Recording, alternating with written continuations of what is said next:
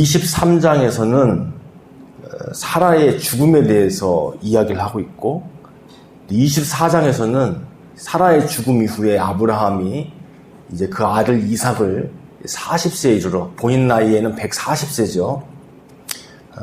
아내를 맞이하게 해주는 장면이 나옵니다.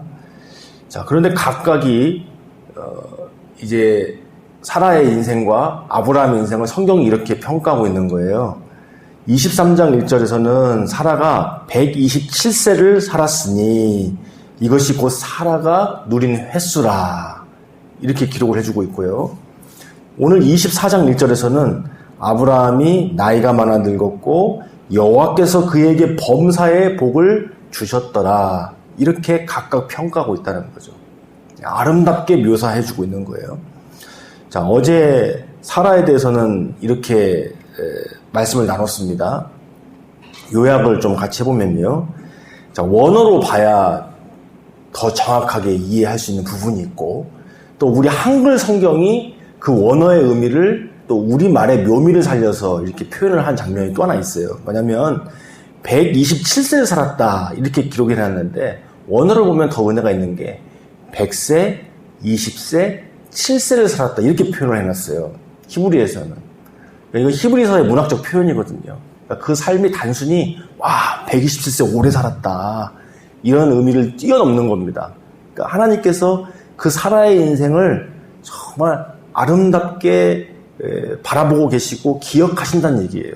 100세, 20세, 7세를 사라가 살았다, 이렇게. 물론 이제 그 삶은 가나안 땅으로 따라 나오기까지는 기록되지 않은 삶이었지만, 또 그 아브라함과 함께 했던 127세까지 함께 했던 가나안 땅의 삶에도 우여곡절이 많았죠. 하나님을 믿고 따를 때도 있었지만 때로는 불신하고 큰 죄를 저질 때 있었으나, 그러나 그 인생은 하나님의 언약 안에서 산 인생이었고 하나님께서 그 삶을 소중하고 아름답게 바라보고 계시다라고 성경이 기록하고 있는 거예요. 그래서 단순히 127세 살았다, 오래 살았다가 아니고 100세, 20세, 7세를 살았다, 이렇게 표현을 해준다는 겁니다. 우리의 인생도 하나님께서 보실 때에, 또 하나님 앞에 갈 때에, 혹은 하나님께서 우리를 맞이하러 오실 때에 우리가 하나님 안에서 아름다운 삶, 온전한 삶, 하나님의 은혜 안에서 살아온 삶이었다고 말씀해 주시기를 우리가 소망해야 되겠죠. 또 그렇게 하나님께서 우리를 그렇게 이루어 주고 가시는 거고요. 우리의 삶의 순간순간들이, 삶의 여정이 복되고 아름답게 해주시는 것은 하나님의 은혜입니다. 우리를 향한 사랑이라는 것입니다. 또 한편으로는 한글 성경으로도 아름답게 표현했어요. 뭐라고 표현하냐면 사라가 누린 횟수다. 사라가 그 삶을 누렸다는 겁니다. 누렸어요. 그러니까 이 말은 또 그런 거예요. 사라가 그간 삶을 너무 윤택하게, 행복하게, 평안하게, 즐겁게 살아왔어, 그런 의미는 아니겠죠. 왜냐면 그 이야기를 우리가 아는데 때로는 죽음의 두려움이 있었고 2번씩이나 자기가 다른 왕들의 첩이 될 뻔했고, 아브라함이 삶의 고비를 몇 번씩이나 넘기는 거를 그걸 지켜봐야 됐고, 그 삶을 보면 평탄하고 즐겁고 마냥 행복한 삶이라서 누렸다, 이런 표현을 쓰는 게 아니죠. 사라가 하나님의 은혜 안에서 그 인생을 살았음을 믿음으로, 또 하나님의 관점 안에서 그들의 삶을 이렇게 표현해 주는 겁니다. 우리도 주님 앞에서 지금 삶을 돌아보건대 사연 없는 삶이 어디 있겠어요. 하나님 안에서 광야를 지나온 삶도 있을 거고, 때로는 하나님께서 복을 주시고 은혜를 주신 것을 마음껏 누릴 때도 있었고, 다양한 삶의 여정이 있었을 건데, 자, 우리 믿음의 사람들은 뭐라고 고백하냐면 하나님께서 저를 여기까지 인도해 주셨습니다. 하나님의 은혜입니다, 이렇게 우리가 표현을 하잖아요. 저는 하나님 안에서 살아왔습니다. 하나님 주시는 복 안에서 누리고 살아왔습니다. 힘들 때도 어려울 때도 저는 하나님을 의지하는 복을 받았습니다. 하나님을 경험했습니다. 그런 의미에서 누렸다는 거죠. 네. 그래서 이 히브리서 원어에서는 사라가 그 삶을 살았다 이런 표현을 해줘요. 그러한 생을 살았다. 이렇게 단순히 127세를 살았다라고 표현하는 게 아니라 아름답게 사라의 삶을 표현해주고 있다는 거죠. 100세, 20세, 7세의 나이를 살았는데 그것은 바로 하나님 앞에 그런 아름다운 생을 사는 것이다. 이렇게 그런 날들을 살았다. 이렇게 표현해 준다는 겁니다. 자, 두 번째로는 사라는 가나안 땅에서 죽었다고 이야기를 하고 있습니다. 아브라함과 사라의 인생은 하나님의 약속 안에 있는 인생이었죠.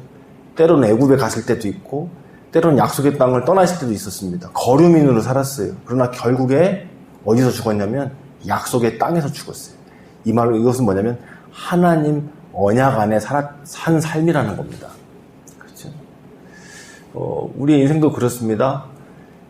마지막의 모습도 참 중요하죠. 과정도 너무나 중요하지만 그 과정의 결국의 열매도 너무나 중요하죠. 그것이 결국에는 죽음이라는 것을 우리도 보게 됐습니다.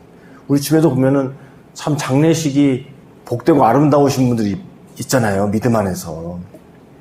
그 삶을 돌아봤을 때 참 고생도 많이 하시고 어려움도 있었지만 그 하나님께서 어떻게 그 인생을 인도해 주셨는지를 알기 때문에 그리고 그러한 복으로 최종적인 복으로 참 마지막 순간 하나님께서 복되게 하시고 아름답게 하시는 것 그 죽음을 통해서 또 후손들을 믿음으로 이끄시고 후손들에게 믿음의 유산을 남기면서 하나님 앞에 부르심받는 분들을 우리가 보면 참 하나님 은혜를 주신 분이시다. 참 마지막까지 하나님께서 은혜를 베푸신 삶을 살았다. 이렇게 표현하지 않습니까? 그런 의미에서 사라가 하나님의 언약 안에서 살아왔고 그러한 결과로 최종적으로 가나안 땅에서 죽어서 묻혔다. 이렇게 표현하고 있어요. 가나안 땅에서. 그러니까 우리로 이야기한다면 다양한 표현이 있겠지만 결국에 우리가 하나님 안에서 잠드셨어. 평생을 정말 하나님 안에서 살아오셨고 결국에는 정말 마지막까지 예배하면서 또 하나님을 섬기면서 또 삶 속에서 하나님 붙들면서 사시다가 품에 안기셨어. 이런 표현들 그런 표현과도 일맥상통한다고 보면 되겠습니다. 자, 그리고 결국 이 사라의 죽음을 통해서 드디어 아브라함이 이 가나안 땅에서 실질적인 땅을 소유하게 됐습니다. 땅을 드디어 실제로 아브라함의 것으로 소유하게 됐다는 거예요. 사라의 죽음 때문에. 그러니까 그 거류민으로 살다가 거기서 땅을 실질적으로 얻는다는 것은 보통 어려운 일 아니죠. 우리가 알 수 있지 않습니까? 아브라함이 하나님의 은혜로 큰 족속이 되었어요. 다른 왕들이 무시하지 못할 만큼. 그래도 땅이 없었다는 거 아니에요. 실질적으로 이거는 아브라함의 땅이야. 서로가 인정하는 아브라함의 땅이야. 이런 게 지금까지 없었다는 거잖아요. 자, 그런데 이 사라의 죽음을 통해서 매장지지만 드디어 아브라함의 땅이 생겼다는 겁니다. 사라가 죽었다고 해서 연민의 마음으로 땅을 주지는 못하죠. 이것은 아브라함과 사라가 그간 살아온 신실한 세월들이 있기 때문에 삶이 있기 때문에 사라가 죽었을 때 그 매장지로 땅을 주게 되는 겁니다. 우리가 이런 거죠. 돈만 있다고 해가지고 무조건 다 돈으로 되는 게 아닐 때도 있죠. 우리가 뭐 넉넉하다고 해서 사고 싶다고 해서 다 살 수 있는 게 아니라는 거를 인생에 보면 있지 않습니까? 돈으로 안 된다는 게 돈으로 안 되는 일이 있다는 걸 우리가 많이 느끼지 않습니까? 이런 게 그런 거예요. 아브라함이 아무리 강하고 아무리 재산이 많아도 이 가나안 땅의 사람들이 땅을 내준다는 것, 이거는 그들의 삶이 있었기 때문이에요. 그리고 실제로 여기를 보면 아브라함이 땅을 좀 달라고 이야기를 하니까 5절 6절에 이렇게 이야기를 해요. 헷 족속이 아브라함에게 대답하이르되 내 주여 들으소서, 당신은 우리 가운데 있는 하나님이 세우신 지도자이시니 우리 묘실 중에서 좋은 것을 택하여 당신의 죽은 자를 장사하소서. 우리 중에서 자기 묘실에 당신의 죽은 자 장사함을 금지할 자가 없으리이다. 그랬어요. 그러니까 아브라함과 사라의 삶이 그 이방인들에게도 참으로 존경을 받고 또 하나님 살아계심을 나타냈다는 걸 알 수 있습니다. 그래서 어느 누구도 이 장지를 내어주는 걸 금할 자가 없을 겁니다. 기꺼이 우리의 땅을 내어주겠습니다. 그래서 아브라함이 그 땅을 그냥 선물로 받지 않고 이 기회를 통해서 값을 치르고 온전히 그 땅을 최초의 소유로 삼는 것, 하나님의 약속이 이루어지는 거죠. 근데 이것이 사라의 죽음을 계기로 이루어졌다는 거예요. 이것은 오늘날도 마찬가지입니다. 우리가 일평생 하나님 앞에 신실하게 살았을 때 우리의 삶을 통해서 하나님 일하시고 또 심지어는 우리의 마지막 천국 부르심을 통해서도 우리 자손들이 하나님 앞에 돌아오는 일들, 또 자손들에게 믿음의 유산이 확실히 주어지는 일들. 그렇죠? 그런 분들 있죠. 그 믿음의 삶이 참 귀하고 본이 되기 때문에 그런 분들의 장례식을 통해서 그 자손들이 신앙생활 여태까지 안 해오더라도 그 모습을 보면서 나 이제부터라도 뭐 우리 할아버지가, 우리 할머니가, 아니면 우리 아버지, 어머니가 또 누가 믿었던 하나님 내가 다시 마음 다잡고 믿어야겠다. 이런 경우가 분명히 있거든요. 예를 들면 그것은 정말 그 죽음의 과정이, 그 장례 과정까지도 하나님께서 쓰셔서 믿음의 유산을 주시는 그런 걸 보게 됩니다. 자, 그래서 이 사라의 삶은 바로 그러한 삶이었다. 죽음을 통해서 그 약속, 땅을 주시겠다는 약속을 성취하는 그런 삶이었는데, 이것은 결국에 예수 그리스도를 예표하는 겁니다. 예수님의 죽음을 통해서 우리는 천국에 거할 초소를 우리에게 얻는 거잖아요. 예수님께서 내가 죽고 하늘에 가는 것이 너희에게 좋다.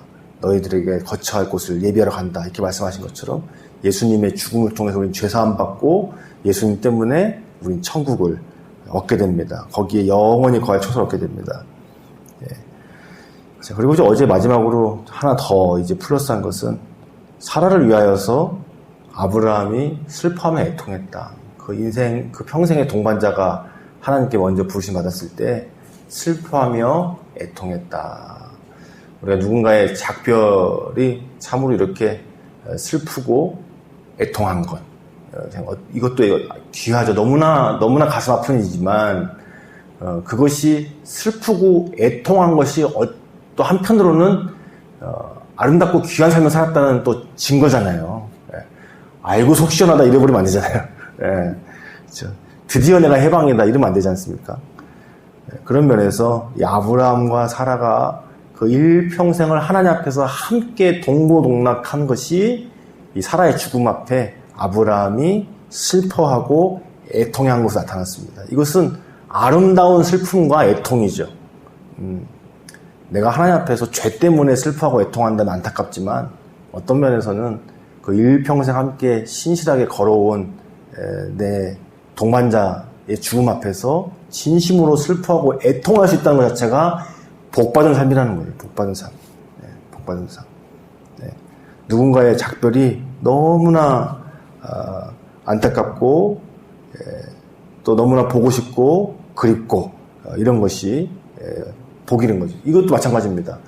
우리 예수님을 사랑하기 때문에 예수님의 죽음이 애통하고 그래서 예수님이 다시 속히 오시기를 더 간절히 바라고 그거 자체는 너무나 아프고 또 그 기다리는 과정은 쉽지 않은 과정이지만 그렇지만 그것은 참으로 귀하고 아름다운 거잖아요.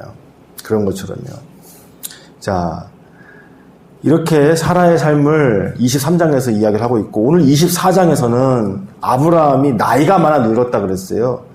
단순히 아브라함이 나이가 많아서 이제 늙었다, 아브라함도 늙었다 이런 의미가 아니고, 이것도 원어를 봐야 은혜가 있는 건데, 아브라함이 그 하나님께서 주신 삶을 살아냈다 이 말이에요. 그러니까 하나님 안에서 삶들을 살아가서 나이가 찼다는 거예요. 우리 이런 말 있잖아요. 우리나라 말에도, 속담에도, 나이만 먹었다. 예. 나이만 먹어간다. 숫자만 늘어난다. 그런 말이 있잖아요. 우리말에도. 근데 이 아브라함이 나이가 많아 늙었다는 얘기는 그렇게 물리적으로 나이가 많이 들었다는 의미가 아니라 그 삶이 하나님 앞에서 이렇게, 살아내어져서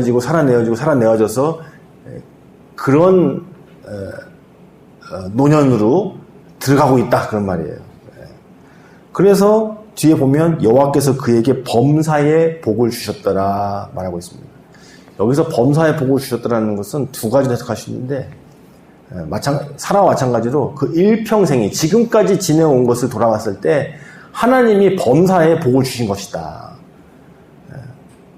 그러니까 위기의 순간, 고통스러운 순간, 두려움과 염려의 순간도 있었지만 그 인생을 이렇게 돌아봤을 때, 크게 돌아봤을 때, 그렇죠? 크게 돌아봤을 때 이것은 하나님께서 모든 것에 복을 주신 인생이었다라고 평가한다는 거예요. 우리도 우리의 삶 속에서 지금 당장 짧은 기간 안에 우리 육신의 눈으로 보면 과연 지금 내가 복받고 살고 있는가 의심스러울 때도 있지만, 나중에 시간이 나서 뒤를 돌아보며 긴 세월로 봤을 때는 하나님께서 나를 이렇게 신실하게 여기까지 인도해 주셨구나. 이건 하나님의 은혜다. 그렇죠? 이렇게 짧게 뜯어보면 우리의 모습이 너무 많이 보여가지고 고통스럽지만, 그 크게 하나님의 손길로 보게 되고 하나님의 관점을 보게 되면 하나님께서 우리를 결국에는 신실한 언약으로 여기까지 인도해 주셨고, 또 세세하게 보더라도 믿음의 눈으로 하나님이 하신 일을 우리가 감사한 눈으로 보나보면, 하나님이 이토록 나를 이렇게 신실하게 인도해 주셨구나. 그렇죠? 뜯어보더라도 그러길 뜯어봐야죠.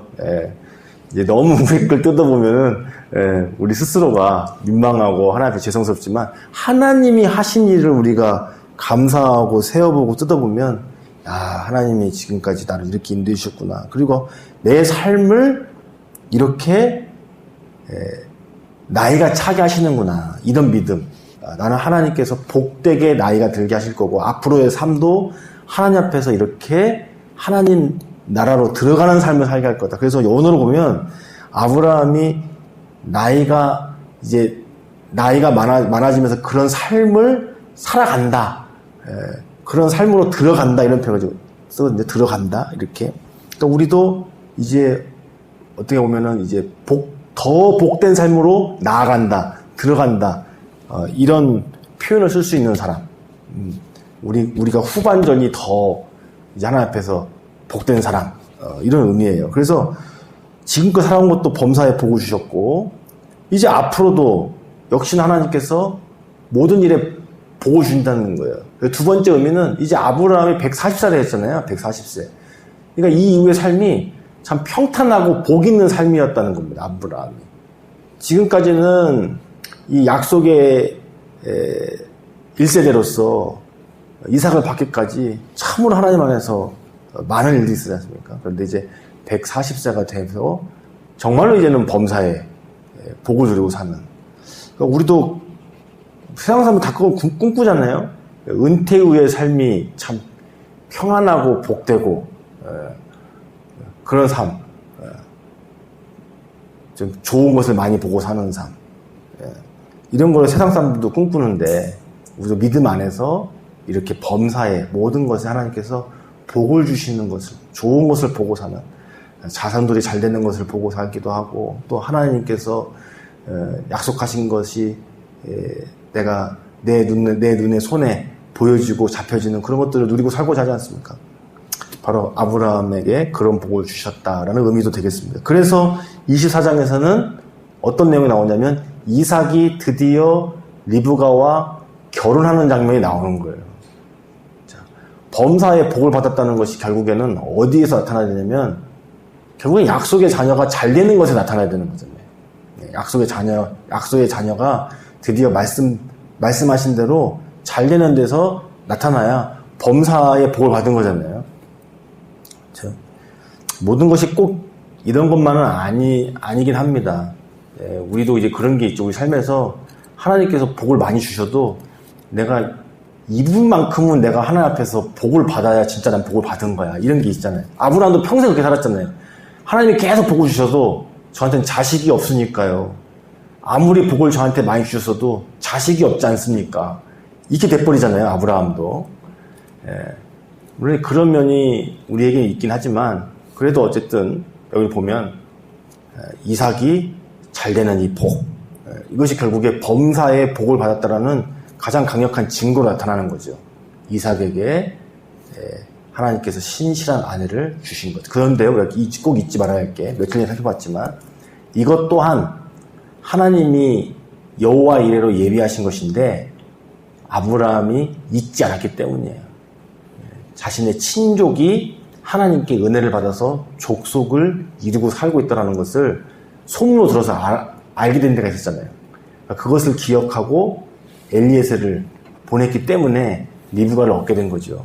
그래서 우리가 하나님 앞에서 그런 은혜의 날들을 살아가고 또 범사의 복을 받는 것은 한편으로는 내가 하나님의 은혜를 잊지 않고 하나님 앞에 신실하게 살아가는 삶이 또한 함께 있어야 한다는 것도 우리가 잊지 않아야겠습니다. 기도하시겠습니다.